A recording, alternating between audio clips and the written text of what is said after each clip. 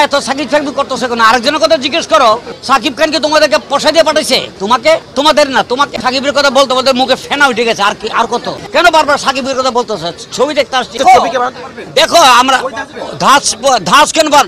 আমরা নতুন শিল্পী জন্ম দেই আপনাদের জন্য না, না আপনাদের জন্য। আপনি ওর ফেভারে কথা বল, আপনি ওর ফেভারে কথা বলে তো কোনো লাভ নাই। না না, ওই আমাদের ইন্ডাস্ট্রি কাছে দর্শকদেরকে যতটুকু খুশি করেছে তার থেকে ইন্ডাস্ট্রির প্রডিউসাররা সাফার করেছে। কোন ধাঁচের? এগুলি কোনো ছবিই না। এখন এটা বলতে হয়, এগুলি কি আমাকে বলো, একটা ছবি দেখে আমাকে বলো যে আমি এর ভিতরে এই পাইছি, এই গঠনমূলক জিনিস পাইছি, এটা পাইছি, ওটা পাইছি, আমাকে বলো ওর ছবিগুলি বিনোদন। হ্যাঁ বিনোদন, এই তো এইটাই তো, আর তো কিছু না।